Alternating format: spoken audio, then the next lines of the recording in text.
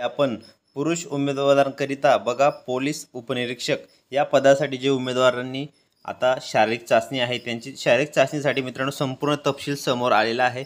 त्या संदर्भात आपण अतिशय महत्त्वाची माहिती या व्हिडिओमध्ये बघणार आहोत, त्यामुळे व्हिडिओ शेवटपर्यंत पूर्ण बघा आणि अजूनपर्यंत जर तुम्ही आपल्या चॅनलला सबस्क्राइब केले नसेल तर प्लीज सबस्क्राइब करून घ्या। असेच नवनवीन अपडेट आणि नवीन माहिती आपल्या चॅनलवर येत असते, त्यामुळे बघा।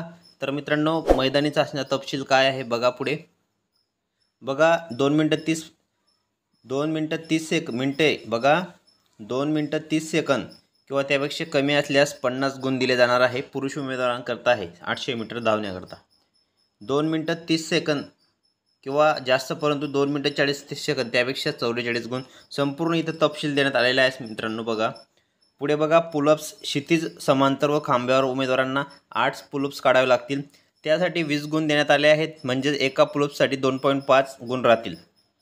उमेदवारांची छाती सहजपणे आडव्या खांब्याला टेकल्यानंतर त्याने एक पुलअप्स पूर्ण झाला असे समजावे, असे 2/5 एकूण गुण देण्यात आलेले आहेत।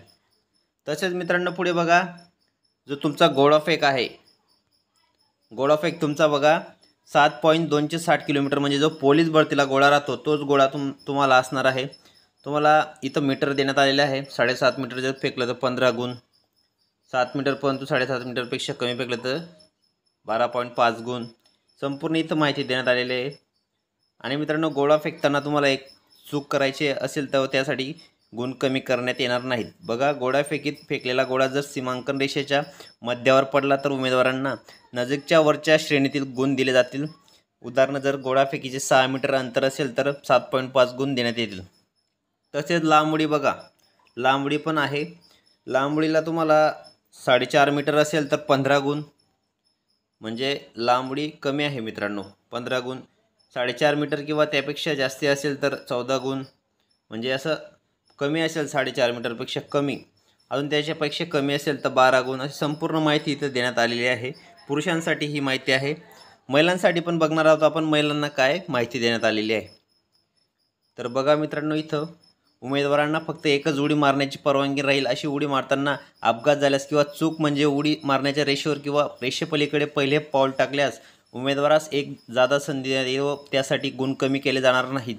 जादा संधीचा फायदा घेऊन पुन्हा एक चूक केल्यास वा अपघात घडल्यास उमेदवारास 0 गुण देण्यात येतील। बघा फक्त तुम्हाला 2 संधी तिथं उपलब्ध करून देण्यात आलेले आहेत आणि शारीरिक चाचणीत उत्तीर्ण होण्यासाठी किमान तुम्हाला 60% गुण मिळवणे आवश्यक आहे। तसेच गुणांचा अंतिम गुणवत्ता यादीकरता विचारात घेतले जाणार नाही। सर्व जी तुमची शारीरिक चाचणी आहे त्यात एकूण गुणांची बेरीज अपूर्णांकात असल्यास ती अपूर्णांकातच ठेवून शारीरिक चाचणीची निकाल तयार करण्यात येणार आहे। तर मित्रांनो हे झालं पुरुषांसाठी। आता महिलांसाठी बघू आपण महिलांसाठी काय माहिती आहे।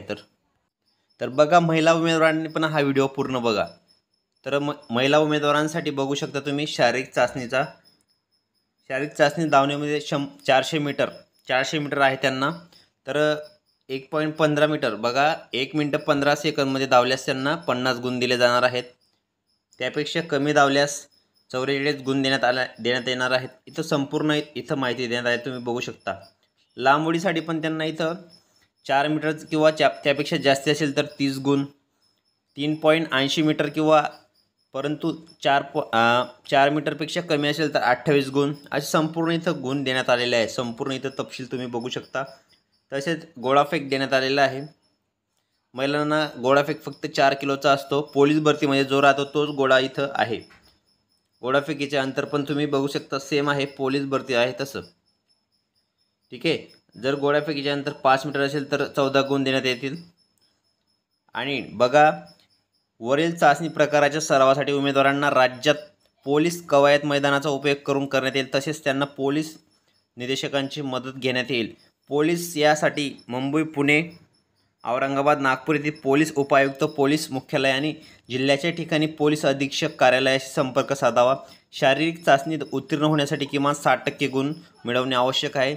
तसेच या अंतिम गुणवत्तेचा विचार होणार नाही, बघा विचार इथं केला जाणार नाही, अशी पण माहिती देण्यात आलेली आहे। तर पुढे बघा सर्व शारीरिक चाचणीत एकूण गुणांची बेरीज अपूर्णांकात राहील, ती अपूर्णांकात ठेवूनच शारीरिक चाचणीचा निकाल तयार करण्यात येईल। तर संपूर्ण इथं माहिती देण्यात आलेली आहे। तर मित्रांनो महिला उमेदवारांकरिता आपण बघितली।